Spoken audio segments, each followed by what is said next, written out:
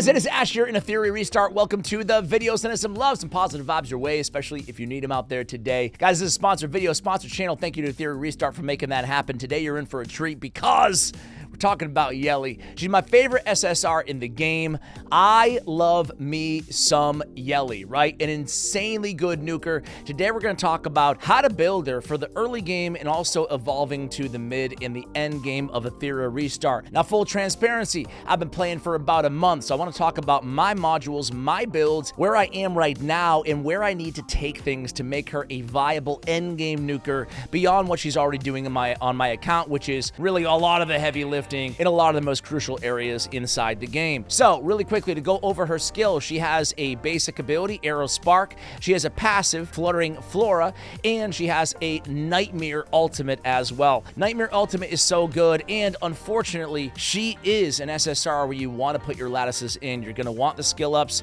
You're going to want it all. Specifically, you want to start with Nightfire. This is her third ability, and it's so important to get that cooldown down. I hate to say, sitting here talking about an SSR and then immediately go into, oh yeah, and you need a lot of lattices. Gosh, they're hard to come by, and they need to fix that in this game. In my opinion, it's really prohibitive to actually enjoying some of the animuses that we're lucky enough to pull. Anyway, that's another video for another day. Her ultimate Nightfire is incredibly good. First of all, she purifies all debuffs from self. Fantastic. Gains a 2-turn crit up, right? So the 2-turn crit up, when you have the cooldown down, and when you use the shell, when you use all the combos we're about to talk about, you can basically keep her critting at a 70% crit rate. So you only have to build Yelli to around 70% crit rate, right? When you have this cooldown down on Nightfire. She deals 3 hits of 120% damage to all enemies, with each hit having a 50% chance to inflict a 2-turn defense down on enemies. On her passive, Fluttering Flora. This is the second priority in terms of skill ups, obviously, and you do want to fully skill this up. You want to use your lattices on this ability. You can pretty much, if you get Yelli, you can pretty much drop everything and make her a main priority of your account. I think she's that good. I'm biased, you know, I love her, but I think she's that good. After landing a crit hit, which she's always going to be doing because of her Nightfire, because of her self buff, right? And you're going to build her with 70% crit rate as a top priority. She has a 100% chance to cast an Arrow Spark. One more time, that's her basic ability, right? On the target. After each cast, the chance of triggering the next cast reduces to 60% of the current chance. So she has these follow-ups, right? When fully skilled up, you're going to get 100% on the initial follow-up, and then you have a chance of just chaining that into more attacks. She can really become one of the game's most competent, most busted single target damage dealers because of the Fluttering Flora, and AoE nukers because of the Nightfire ultimate. Arrow Spark. It's a pretty basic ability. She's manipulating arrows, dealing 240% damage to a single enemy, with each attack having a 20% chance to steal one buff. You can get it fully skilled up to change that buff steal to a 30%. Even with the defense down and the buff steal, we want to focus first on damage on Yelli, right? There's a lot of other animus options out there for debuffers. That being said, it is nice to have a little effect accuracy on her, but first and foremost, crit rate and some damage on our Yelli is going to be where we want to go here. When we look for the attributes, what kind of modules are we going to put on her, right? You can see my build right now.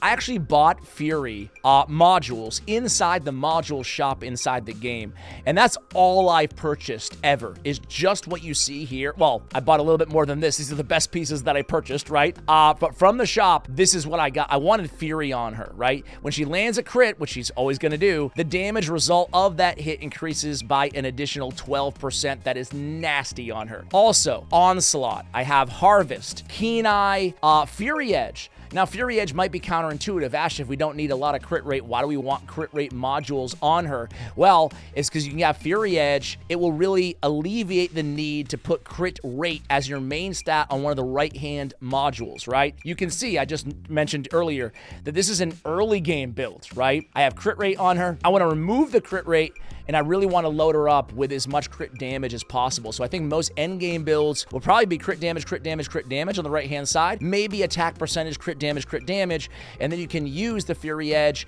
and your shell stats to hopefully get some penetration and get that crit rate high enough without having to use crit rate as a main stat on your module, right? So really important, crit rate is first priority at 70%. After that, you want to stack on crit damage and get those set bonuses, the ones that I mentioned, to make sure you can get her attack up as well. We're aiming for roughly already like 2,000 extra on top of her attack, right? And then as fast as possible, given all those other parameters that we threw at you guys, right? We already talked about her prowess. We already talked about her priorities. I skilled up. She was my first priority on my account, right? I basically stopped putting any lattices into anybody else, and I went with that third skill. I went with the third skill is where she gets her speed as well, just a note there. So she gets 15 speed on that third prowess. And then I went after the skill 2 and then went up, you know, beyond, right? Working on the skill 1, but it's not as imperative to get that fully skilled up on the basic, right? So Revelation is by far and away the best shell for her in the game, right? Beautiful, beautiful synergy with her and with Revelation. Before the owner takes action, enables each crit hit dealt by the owner animus in this turn to deal additional indirect damage equal to 12% of the target's max HP. Total damage dealt per hit cannot exceed 180% of self-attack in PvP mode. Reduces damage by 30% under the Etherian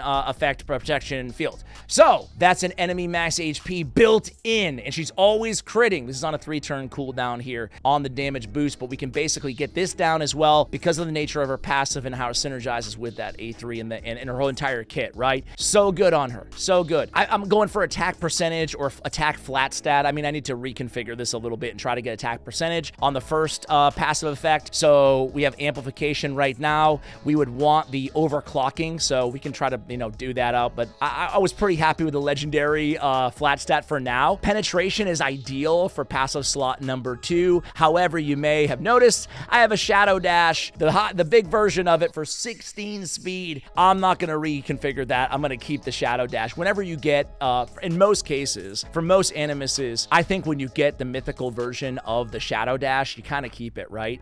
Blade of Constancy, increase constant animus final damage by 7%. Of course, ideally we get the, you know, the big version of that, but it's still nice to have. And her being constant, I didn't want to push it. We can get it all the way up to 12% as well with the mythical. I just call it mythical because old habits die hard for raid. I'm not sure if it's called that in this game. In terms of the shell stats, again, we talked about the sets, excuse me, on our shells. We've talked about this already, but we want to go for Onslaught, Keen Eye. Fury is going to be so important there. Harvest, Fury Edge, all great options on the shell. I guess that's her overview, guys. I want to go ahead and pull up the Yeli companion guide from pridewin.gg and go ahead and take a look at her her overall rankings and review, right? You can see her scores are just off the chart, basically everywhere. Aurora, Doki Doki, any terror, wherever you're going to be spending a lot of time in the game, generally speaking, even in the arena, Union Boss, she's going to be great.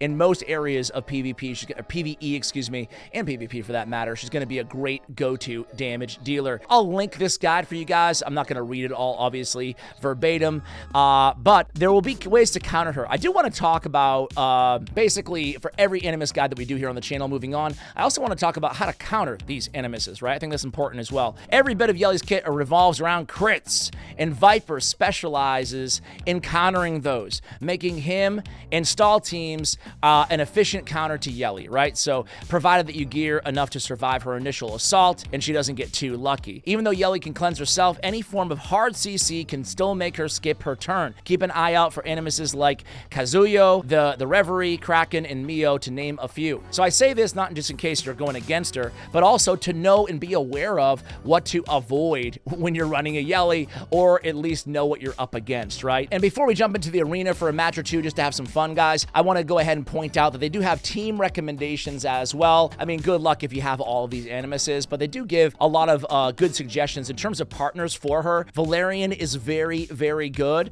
We want, because she thrives off of attack, obviously, especially if you're going to go triple crit damage on the right-hand side, or crit rate, crit damage, we love to have, I guess, regardless, an attack up animus on the team. So some of my favorite options for there would be Freya. She, of course, brings the attack up on her Dream of Chaos, or Valerian. Valerian is so freaking good. I think she might be my very favorite out of all of the SR animuses in the game. Maybe I'll do a video on her soon as well, but she can also go ahead and place that attack up even before, you know, the turn even starts, essentially, before Yeli goes. Let's go ahead and jump into, let me continue my farming in the background here. Okay, we're good. Let's go ahead and jump into the arena here, guys, just to do a match or two. Of course, I could show you almost everywhere in the game because, well, I use her almost everywhere in the game, right? She's such a all-around all-around beast, which is why one of the many reasons I love her so much. So she's going to be my main nuker on this team. Like I said earlier, going to pair her with Valerian, who's going to go first, obviously. And we can just put it right on manual here because this team's nice and easy, right? We set it and forget it. Here she goes. Big blast. Hopefully just one-shot everybody. And almost there. I actually don't run Didding on my main squad, but I wanted to use this opportunity to shout out the guide that we did on Didding just yesterday here on the channel. So hey, what a beautiful time to go ahead and watch that video right there, guys. Thanks for watching till the end of the video. Thanks again to Etheria for sponsoring this channel. And as always, take care, guys.